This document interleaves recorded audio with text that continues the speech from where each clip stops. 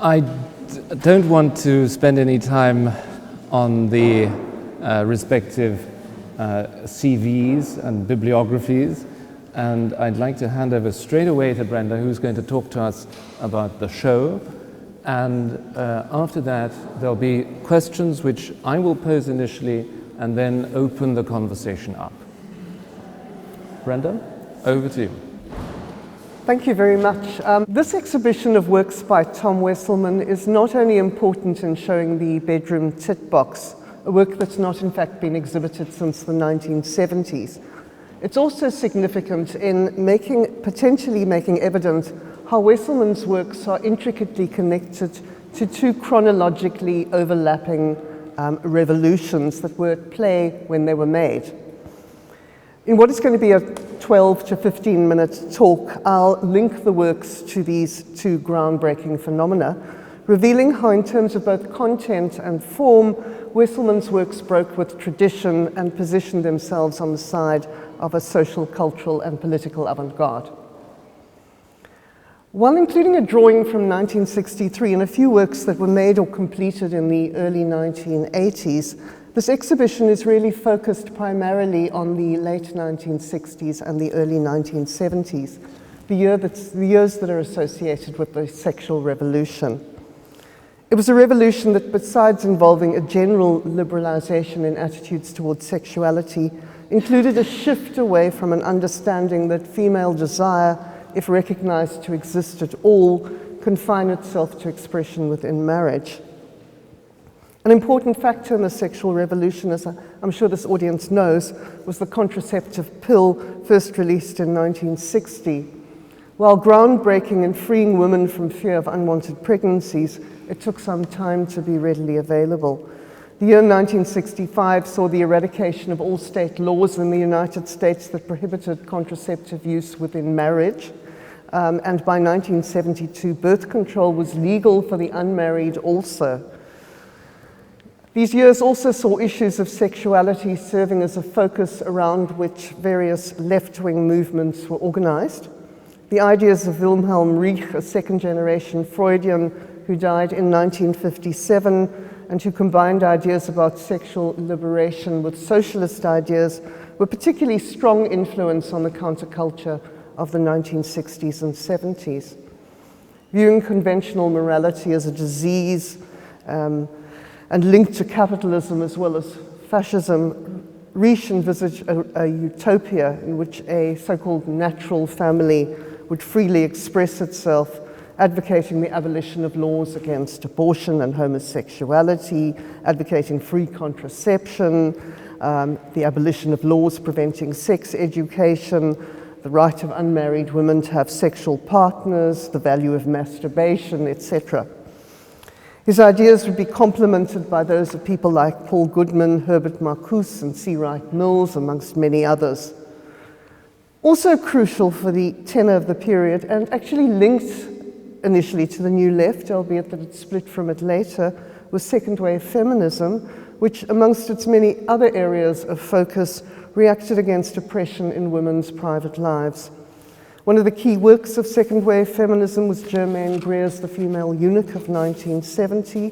It's a work where she explains that she endeavored to show, and I'm quoting, how female sexuality has been masked and deformed by most observers, and how women's sexuality is both denied and misrepresented by being identified as passivity, unquote. Greer also observed, and I'm quoting, "The vagina is obliterated from the imagery of femininity in the same way that the signs of independence and vigor in the rest of her body are suppressed. The characteristics that are praised and rewarded are those of the castrate, timidity, plumpness, languor, delicacy," unquote. A different kind of woman, the title of this show, includes works that seem to me to be intricately linked to new attitudes and ideas about sexuality. Ideas that were influential in the era in which they were made. Clearly they represent women, I think, as desiring subjects rather than simply as passive. At the same time, the works prompt questions about the impact of such understandings on the representation of sexuality in art. The female nude is certainly not an unconventional subject, quite the opposite. And Wesselmann's works highlight this by making reference to artists of the past who've worked with this subject matter, Matisse and Picasso amongst others. But while the female nude may have acquired something of a pedigree, such representations have not been without careful negotiation. The nude has historically been constructed as sexualized, but not too sexualized. Although the word erotic has sometimes been used interchangeably with the word pornographic, it's also been constructed as its opposite. That is as a means of indicating licit as opposed to illicit representations. So if they're erotic, they're licit. If they're pornographic, means they're illicit. But the divide is an uncertain one, with the erotic and the pornographic having no fixed or innate qualities and working only in really distinguishing terms that are subject to continuous renegotiation and redefinition as new boundaries between the acceptable and the unacceptable are marked out. So what I'm saying then is Wesselmann's work seemed to me to point not simply to the ways in which a type of sanitized or passive female nude is at odds with contemporary understandings of sexuality and desire, but also to highlight a slipperiness between inherited concepts of the erotic versus the pornographic and the potential difficulties of sustaining a division between them. So this then is one revolution to which the works, I think, are intricately connected. I want to refer, though, to a second. Regardless of his ambivalence about the label pop art, Wesselmann's works have in common with other pop artists resistance against high modernist ideas, particularly those of Clement Greenberg, which were used to interpret works specifically within the abstract expressionist movement. An era in which an emerging postmodernism had begun to have impact on ideas about representation, the 1960s and 70s were also, as this audience knows, one which saw many of the constructs underpinning modernist ideas about art practice, particularly the emphasis on uniqueness, originality, and genius, but which also privileged abstraction over realism being overturned. Greenberg's ideas, which were particularly influential in the 50s, involved on the one level an abhorrence to do with anything to do with illusionism, anything to do with the realms of the popular. A reading of his very famous essay, Avant-Garde and Kitsch, of 1939, makes it clear that for him, a focus on the mechanisms of painting, on form, is avant-garde, whereas a focus on the mimetic, the illusionistic, the representational is kitsch. That Wesselmann refused such precepts is very clear in works that aren't on show here. They're clear in his large-scale collages, incorporating images from billboards and other forms of advertising that he made between 1961 and 1965. But there's another aspect of Greenberg's arguments that Wesselmann's works, including the post-collage ones, which we see here this evening, that they undermine. Greenberg advocated a kind of purity of means to prevent art from being supposedly sullied, supposedly ruined by mass media or popular influences. Worthwhile modernist painting, he believed, had sought to purify itself by asserting the flatness of the pictorial support, by eradicating all forms of illusionism. That was his argument. These ideas of his first emerged in his 1940 essay called Towards a Newer Laocoon, where, for example, he said the following.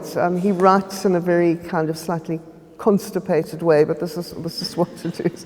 He says, "The history of avant-garde painting is that of a progressive surrender to the resistance of the medium, which resistance consists chiefly in the flat picture plane's denial of efforts to hold through it for realistic perspectival space. In making the surrender, painting not only got rid of imitation, but with it literature, and also of realistic imitation's corollary confusion between painting and sculpture," unquote.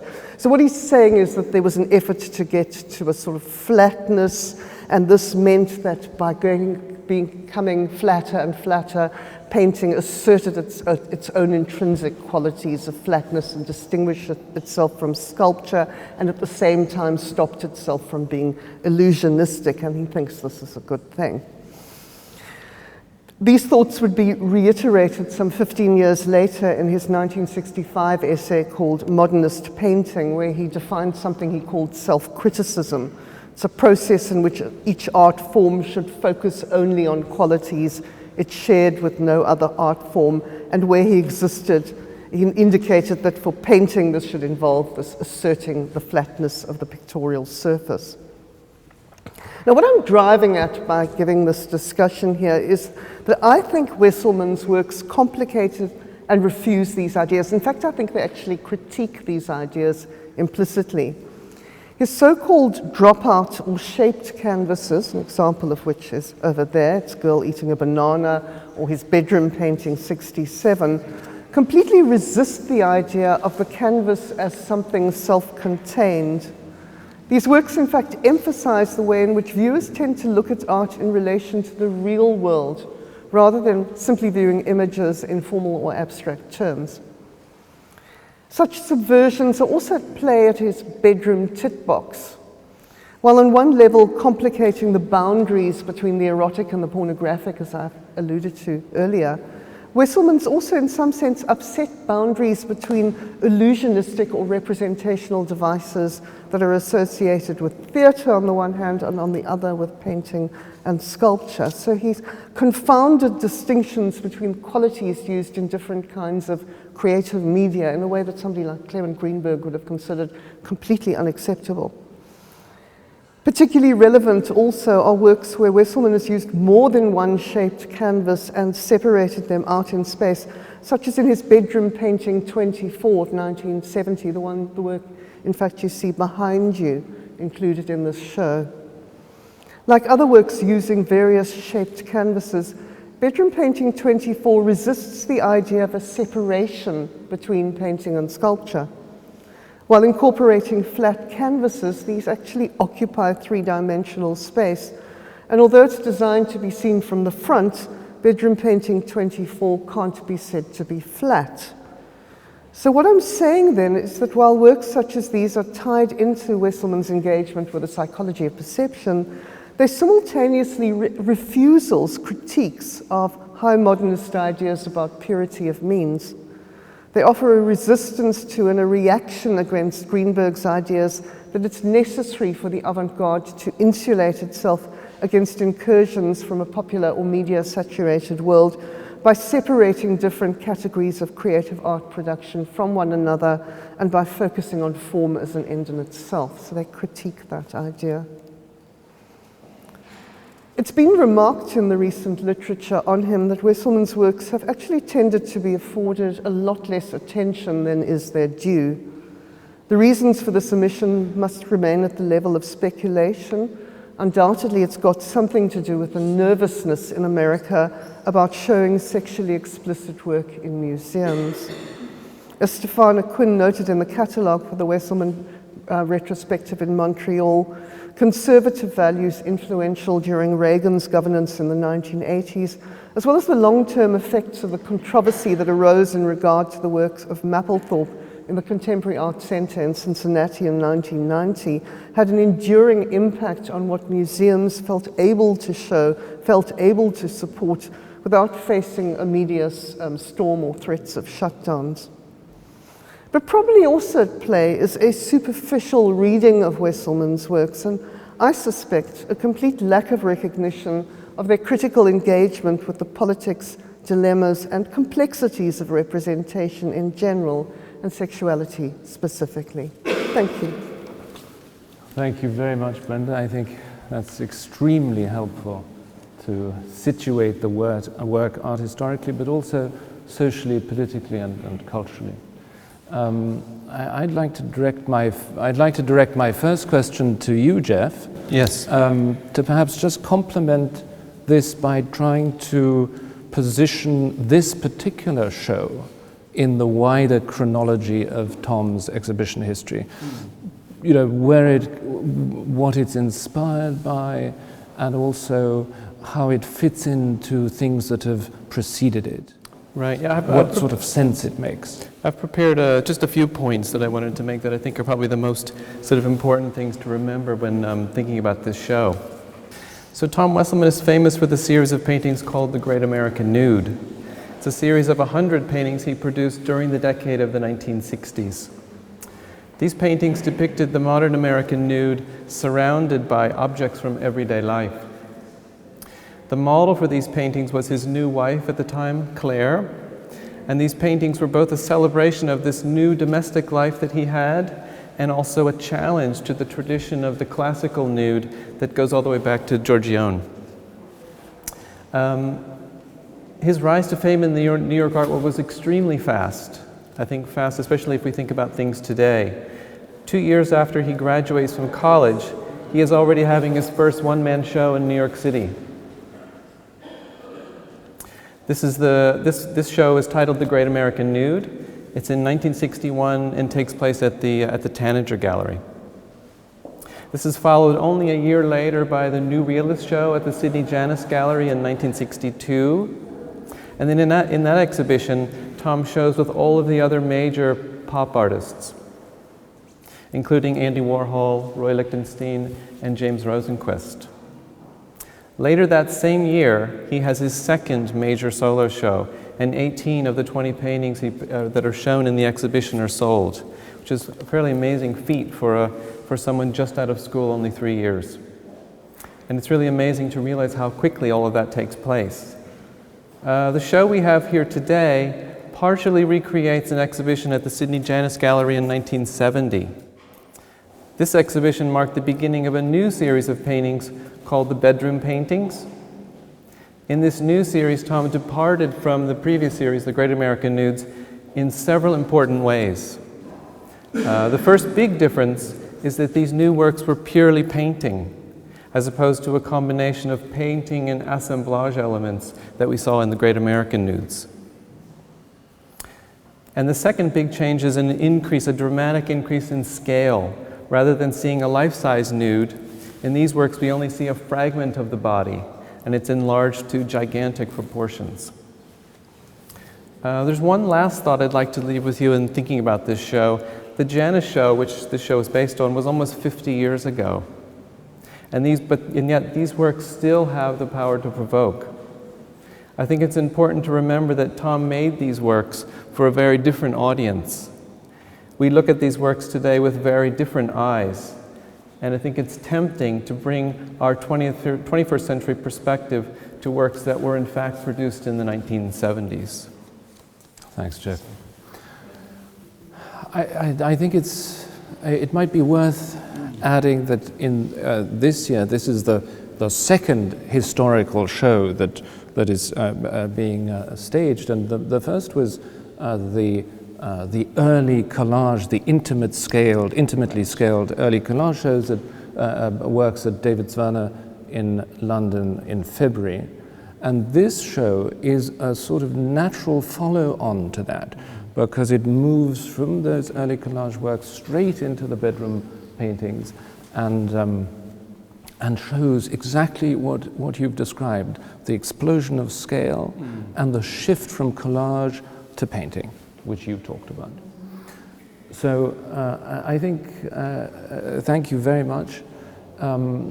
Before opening this up to conversation, I just wanted to say something personal. I've always found it very interesting, in fact fascinating, that Tom was an ardent student of psychology. He had actually studied psychology at university. He had a profound interest in Freudian thought. He went to psychoanalysis once a week for the whole of his life, and you might think, well, so he should. But it does go to show that he was actively engaged with the subconscious, and not only with the images, the mediated images of consumer society that surrounded him. Both of those influences impinge on the pictorial space, if you like, but I think it's interesting and important to note that there's a constant and very serious engagement with the non-binary logic of the subconscious. in a different way to the surrealists, where that sort of disruption was more random, and here it's a focused interrogation of modern life through the lenses of the images we're presented with in the consumer society, the seriality, the massive images that confront us, but also that penetrate the subconscious and re-emerge in surprising and sometimes disturbing ways. So that's just a personal comment from my side, and I'd like to invite anyone to now to pose questions, and we'd be, I think all three of us would be very happy to field them. One thing I think I'd like to bring up is about the bedroom tip box, which seems to be the sort of focus of the exhibition, and I think seems to be the sort of standout piece. Yes. And what I think is interesting about it is in that year in 1970, he's already abandoned any kinds of techniques of collage and assemblage, and here he is going back to that technique to make that one piece, which differs so much from the other paintings that were in the exhibition. If it's a painting that's all about, an exhibition all about painting, just to see one piece of assemblage really makes you think differently, I think, about the paintings and sort of reconsider a couple of things. And one of those ideas is scale. I think when you're confronted with the bedroom tip box and you see that this breast is actual size, and you start comparing it to the paintings where things are enlarged to such gigantic proportions, you start to think about this idea of the erotic. And are these, one, are the paintings erotic? And two, is that situation of the breast actually erotic? And I mean, this is the first time I think all of us have seen that piece in real life, and that seems to be the common response, is that there is no eroticism in that piece. It does not sort of, it doesn't sort of instill that feeling in you. It's more a puzzling thing. It's more a disturbing sort of situation than it is an erotic. And well, I think you sort of get drawn in by the sense of scale, but at the same time there's something repulsive about the situation. And maybe it's sort of embarrassment when you first realize that that's a real breast. I'm not supposed to be looking at that breast. And yet there it is, sort of sitting there being compared to an orange and an ashtray. And there's almost a little bit of absurdity trying to piece together, what is this narrative? When would I see these things all together? And I think that's complicated by the fact that you see variations of the same objects. You go from one painting to the next, and there's the cigarette again, there's the orange again. Oh, this time it's a penis. Or these kinds of things are very, I think, very sort of intriguing. I think it's also a systematic working through of psychological states, because he has all of these variations, and they have minute differences, but rather like Hal Foster put it in the new pop age, it's something that's true of pop art more generally, that there's a resistance to simple representational depiction, and over to a kind of mimetic probing of the matrix of our cultural language. And that, I think, is a crucial difference that we see exemplified in these works. Right, this sort of even in the titles, where you go from bedroom painting 1 to 2 to 3, or even Great American Nude 1, 2, and just these intricate sort of variations, it feels like it's a way of kind of understanding this phenomenon and maybe trying to kind of come to terms with it. And that kind of mechanized way of looking at it does really feel like a distancing mechanism. It's like, okay, this is how I'm going to sort of dissect and piece together. And the theme that holds it all together is this sort of erotic feeling. And keep it under control. Right. I mean, there is the element of that, is the obvious element of sublimation going on here. You know, the smoke is cut off up there. It's really, stop it. This is as far as you're going to go. Right, something so organic and sort of full of movement gets sort of frozen and sort of stopped. Right. And about the psychology, I mean, if you think about Freudian psychology being so much about sex, right? You have this these two sort of dominant drives of the death drive and the sex drive. And you've got Warhol's car crash, and then you've got Tom sort of exploring this whole other side from beginning to end in terms of the career. Where I think the psychology part, I think, is really important. Right. And it hasn't been spoken about a lot. Not in those terms, yeah. Brenda, perhaps I may just ask another question after all. Your original article that will be reprinted in the catalogue that accompanies this exhibition was written in 1980. No, it was published in 1989 and conceived somewhat earlier. 1982. 82. Developed out of an honours thesis that you wrote at the time in South Africa. Now, when I heard this, I found it extraordinary that you should be doing that in 1982 in South Africa, but be that as it may, you tried to publish that, and it was censored.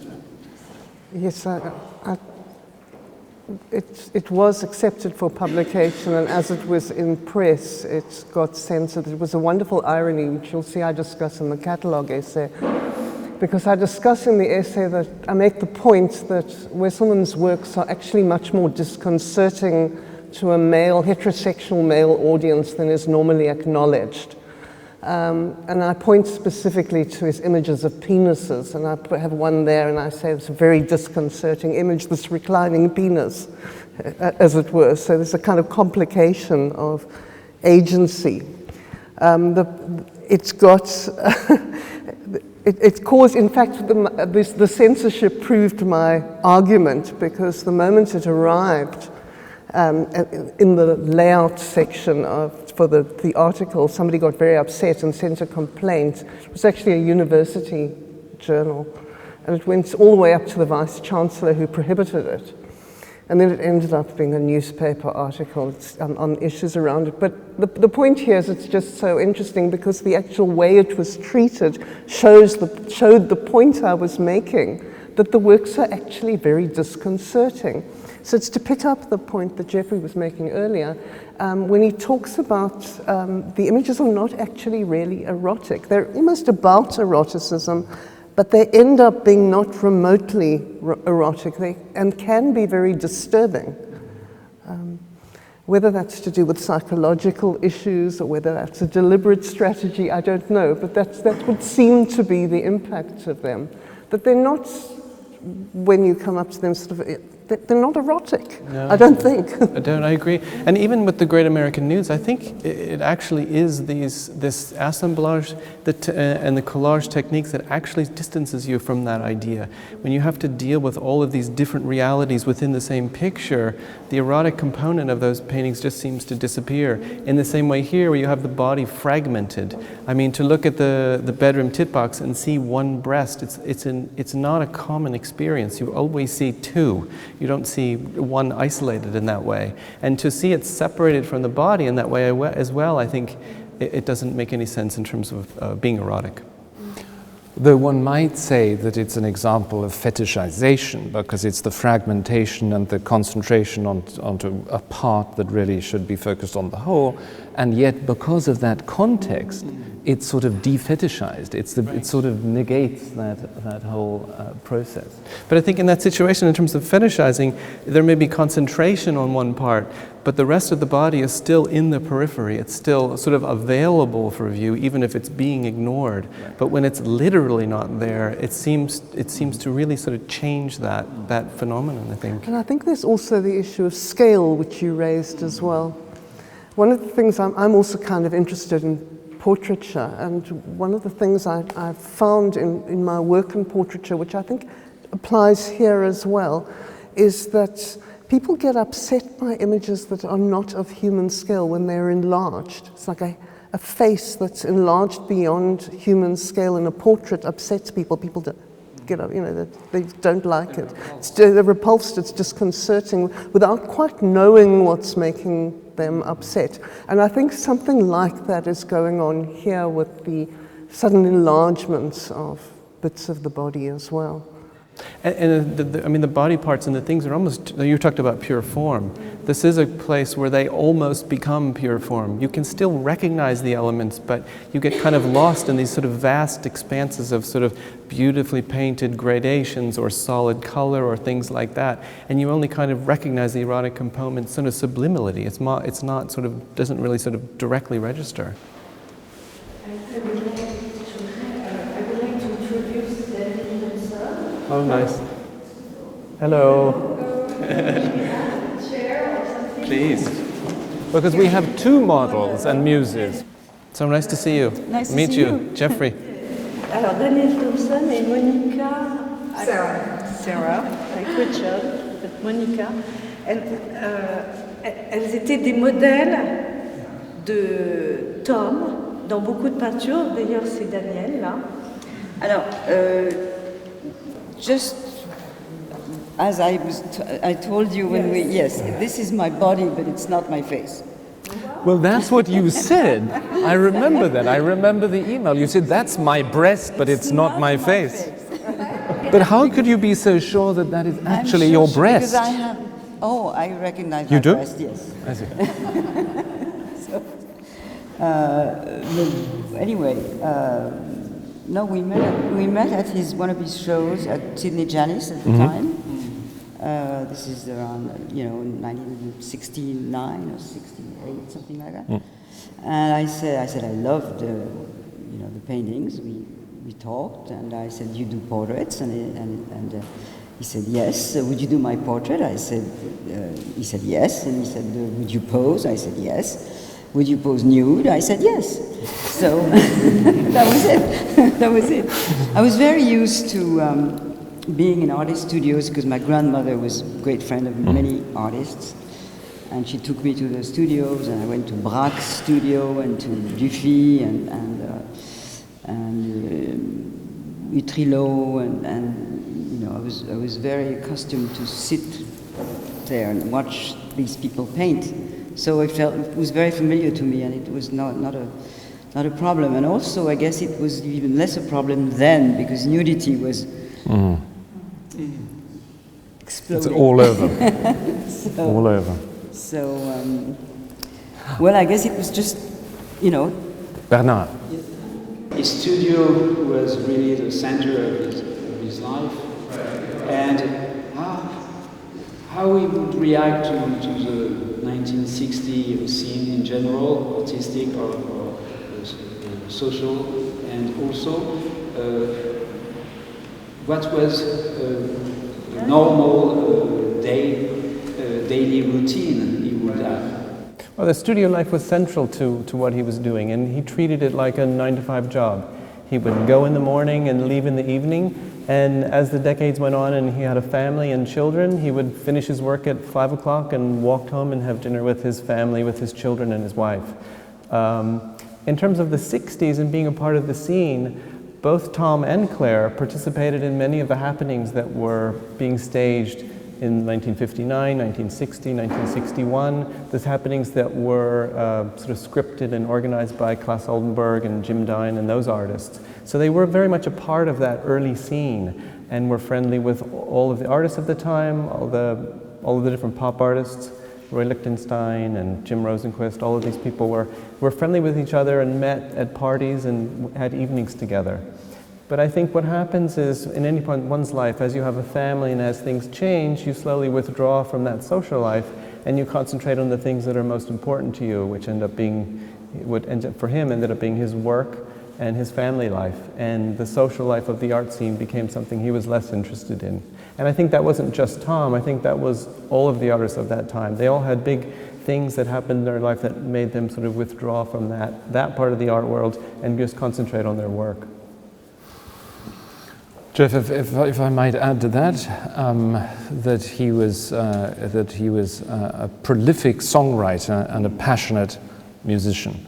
And I think, Monica, correct me if I'm wrong, but I think every Friday the band members would arrive at the studio and they would play music, and you would sing. Yeah, variations on that theme, yeah. There were, every Friday, I had to learn a couple of songs a week. This is very prolific. But then we would record them on Friday. Then after, Tom and I would record them for a long time. And then he got some special country singers, because I was a rock singer, so he wanted somebody with a twang. So they came and they sang for a while, and then that happened over and over again. That happened for years. And then suddenly we came back to being Tom and me. But I wanted to say something about that titbox. I was thinking about, you guys use this word disturbing for some of these things, and I think the word is vulnerable. We feel vulnerable when we see these things. I'm not maybe disturbed, but like why? Is there a reason why? What is this? I think it's the separation from real life. This kind of putting the rest on display in that way feels a little odd. It's sort of taken out of its context, right? It's been put into a picture. It's not like on a real bed or in a real situation. It's just sort of isolated by itself. And it's put in this sort of clinical, sort of antiseptic almost kind of place. I think the way that Tom presents things, the way that he paints, gives you that kind of feeling. Yeah, I was thinking about it because I was thinking about how strong this all is. It's like, but at the same time, there's that vulnerability, and maybe there's that strength, and there's like a huge explosion of the vulnerability. You know what I mean? I would agree with you. I think that they are so alive because they are ambiguous, because they leave room for interpretation and they make you think. They're provocative in exactly that way. They're not didactic. They're not telling you what to think. And this one here, the girl eating a banana, who is clearly not eating a banana, is certainly invites, the active completion of the picture by the audience. You said to me yesterday, which I thought was interesting, and you said, I asked you, how did it feel to be the model, to be naked in front of the artist? And the artist model theme, muse theme, is something that is very important here and that you have written about, Brenda, in your article. And you said, well, it felt like he was trying to be me. Yeah, it did. You probably had this experience. Tom would paint, like, I'm laying on that table right there. It was that close. It was close. And so it was almost like he was merging in a way. He was becoming, you have to become the bamboo to paint the bamboo or something like that. He was becoming, I was like, at first I felt like vulnerable, then I felt sort of like a bowl of fruit, and then I sort of felt like, wait, there's a merging going on here. And yeah, I think he loved women in that way, and that he wanted to know about it, like, it's mysterious, what is that? So he got close enough to it. I don't think it was, I never felt objectified, in other words. That was not, I wouldn't do it, right. Had I felt that. But yeah, it was a curious feeling in that way. It felt like emerging. I wanted to ask Danielle, you had mentioned at the time you felt that there was nudity everywhere. It was a very easy thing to do. Do you see any differences from that time? And can you give us some sort of sense of perspective of what it would have been like then compared to today? I guess, to go back to what you were talking about, the feeling, and I'll answer the question afterwards. The thing that surprised me is that I had an idea of everything that I'd seen in the past, which is that you always see photographs of an artist and the model lying there. We have many examples in the history of art.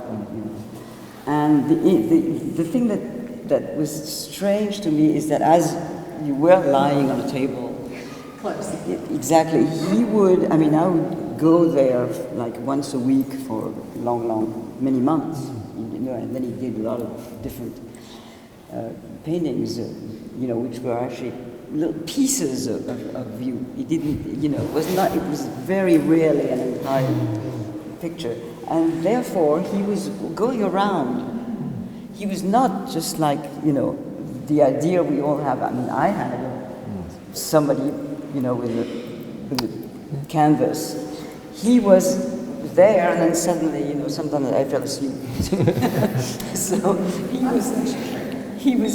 he was there, and then suddenly he was there, and then, you know, this is why the views of the bodies are so extraordinary and so new, and you know, when you look at It's these, in the round. I mean, yes, you can see exactly. that. Suddenly you have you know, the back of your foot, or a strange angle on your breast, or it was very, very surprising to me, that.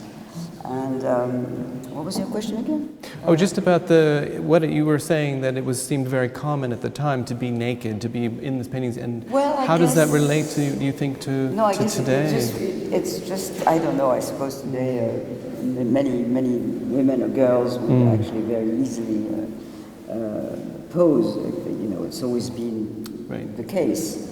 But then I suppose it was unexpected that a young girl would come to an artist and say, you know, would you do my portrait and would you pose? I mean, it was like a very simple thing. I don't know if it was like this. It was different for me because there was no round thing like you're talking. It was very much just this. It's like me on a table and Tom.